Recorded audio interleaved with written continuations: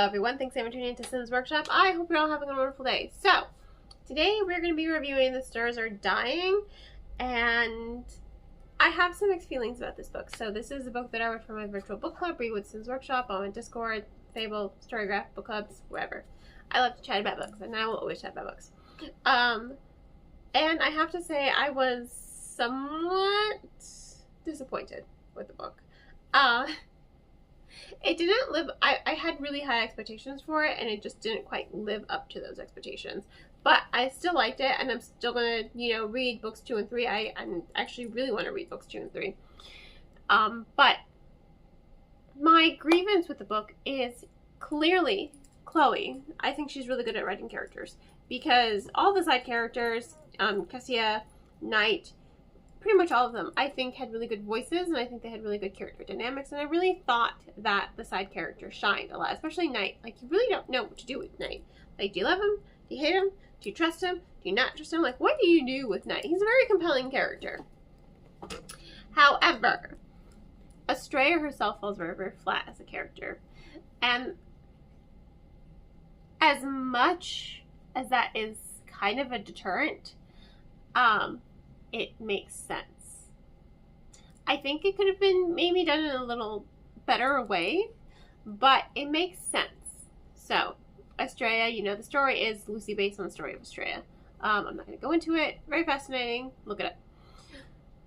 But it is based on the mythology of Astraea. So, Astraea pretty much has no memory past 5 years. She is living with Hector.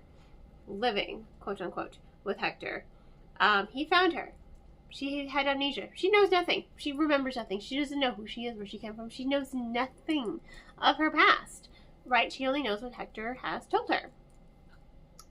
And Hector kind of really makes her live in a gilded cage. It's a cage. It's her bedroom. It's glorious. He provides her with everything, but it's still a cage, And she wants something more to escape. So you see a lot of ferocity right in the beginning with her characterization, because she wants to escape. She doesn't want to be emotionally abused anymore. She has finally come to realize, like, this love that this man feels for me, it's not real love, He is keeping her trapped. It's not real love. So very much a lot of turmoil early on with her. So I think she does start out with a really good, characterization. But then she enters into competition for her friend, right? Her friend gave her life for her, and, helping her escape Hector and, finally live. And so she thinks the least I can do is take her identity and enter into the competition that will protect her kingdom from vampires, right? So that's what the competition is. You win the competition, your kingdom is protected by vampires, And there are 2 types of vampires, soul drinking and, your regular bloodsuckers. So she does. Except once, even when she's grieving, her character just falls really, really flat. And it's not until we get past that halfway point in the book where you really start to see her characterization come back. I think a lot of it has to do with Nyte, honestly. Nyte pushes her. He's kind of a dick. Their dynamic is very like, does he love her? Does he hate her? What's going on? And then you get to see as the competition goes and she has to solve these puzzles that she's quite clever, right? She is forming her identity. It makes sense for her not to have much of an identity and kind of stay stagnant and fall flat. But I think when you start a character, she starts the book, she's hiding a dagger from Hector, her captor / boyfriend, and kind of seducing him, but not really. You're seeing a lot of the subterfuge early on, and a lot of that tension with her early on. But then it kind of just like fizzles away very quickly, and you don't really get to see that ferocity again. Her character, again, she just stays flat until the halfway point of the book. Really, it is that halfway point in the book. And then things start to come together. So that's really my biggest grievance. I liked the pacing up of the story was very interesting. I like this new take on vampires and there being soul drinking vampires. I think that's very interesting. But I think that the story itself would have benefited if she hadn't been so flat, because there are times when the pacing just falls a little bit short and it starts to kind of drag a little bit, and I just wanted that momentum to keep going, because it reminded me a lot of Carissa Broadbent's, you know, The Serpent and the Wings of Night. It definitely had that tone, definitely had that atmosphere, and I love Broadbent. Love The Serpent and the Wings of Night. So I really wanted just a little bit more, you know, a little bit more characterization on Astraea's part. I'm glad she does develop, but it takes too long for her to develop, you know? It takes too long for her to develop into a rich character. And then there's Nyte and her dynamic with Nyte. I liked the dynamic with... Clearly he knows a lot. He knows more than what he's telling her, because he knows her, you know?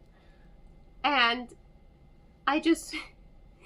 And this is one of the reasons why I'm really interested in reading books 2 and 3, because obviously he only gives her little bits of information, and I can't really tell, like, does he love her, or does he hate her, or does he love to hate her, or does he hate that he loves her? It's a very complex relationship between these two, and especially at the end, I'm just like, wait, what's going on with you two? Like, are you, like, what's happening? You guys just had a moment, but now you're trying to kill each other, but then you just have another moment, and now you're back to killing each other. Like, I'm very confused by your whole dynamic. And it goes back to the fact that he knows more than what he's telling her.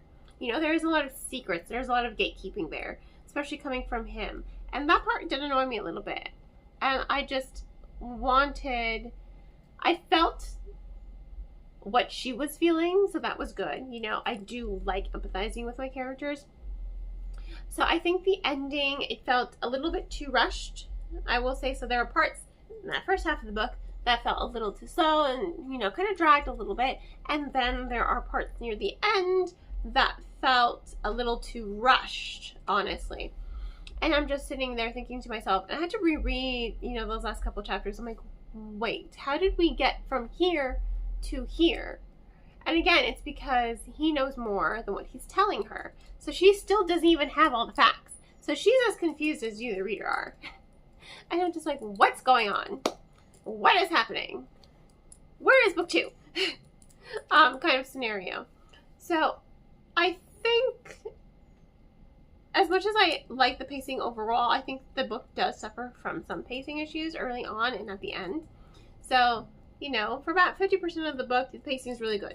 It's just that first quarter and that last quarter that it's too slow and then too fast. So that middle chunk is really like the sweet spot, honestly, for me.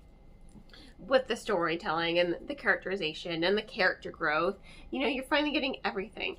And then, at the end, it's like, I have more questions. Which is good, you know.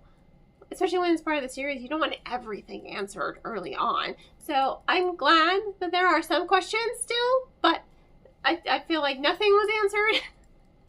At least some answers would have been great. He does give her some answers, I will say that, by telling her mythology. And that's another thing that I think really, the book did do really well. It does create its own mythology. It does have its own world building and kind of history to it. And I like that it's trickled in throughout the story in a very, not lyrical kind of way. He's telling her stories. You know, she thinks that they're just stories. And it's like, no. You, the reader, you can definitely interpret it as, it's like, no, he's telling you things that you need to know. And he's telling you his story without telling you his story. So pay attention to those parts, because they really are a little bit magical, a little fantastical, but they also have a lot of depth and emotion to those. And I think those are probably my favorite parts of the overall story. But, I mean, it was good. I liked it. I wish I had loved it. I think I'm going to like book 2 much more, because by the end of the book, her last words, I know how you got that scar. And it's like, oh, you're getting your memories. That's great. I'm here for it. I love it. So you're seeing more come alive from her. So I think we're really going to see a lot of that in book 2. So I'm very excited, because I do think Chloe does a really good job with her characters. I thought the side characters were all pretty great and had really good voices and personalities. it was just Astraea who fell flat for me. And when she's your main point of view, that kind of is a little bit of a letdown, unfortunately. But, you know, good story. I liked it. I thought it was a little unique and interesting, and I liked the way that the author took the myth of Astraea and did something new and fresh with it. So, yeah, solid book. In any case, thank you all for tuning in. Please don't forget to like, subscribe, and share with all your book reading friends. I hope you all have a wonderful rest of your day, and as always, happy reading.